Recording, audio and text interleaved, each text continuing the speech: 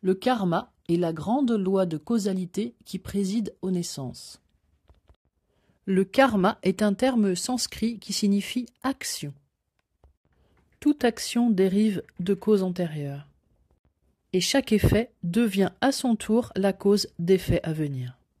C'est pourquoi le terme action ou karma est employé dans le sens de causalité et désigne la série ininterrompue, l'enchaînement des causes et des effets dont se compose toute l'activité humaine.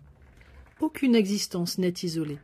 Chaque vie est le fruit de toutes celles qui l'ont précédée, et aussi le germe de toutes celles qui vont suivre.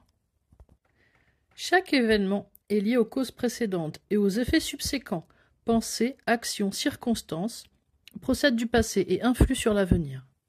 Les événements nous semblent sortir tout à coup du néant, être accidentels, mais cette apparence est illusoire et procède exclusivement de notre peu de savoir. L'homme se sent tenu dans la main de fer d'un destin inflexible.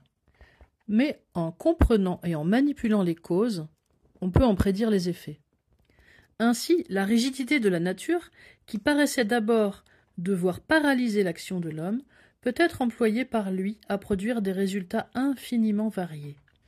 Les forces étant de toute espèce, se mouvant en toute direction et étant chacune calculable, une sélection peut être opérée et les forces choisies peuvent être combinées de manière à produire le résultat voulu, quel qu'il puisse être. Mais pour guider ainsi les événements, il faut la connaissance.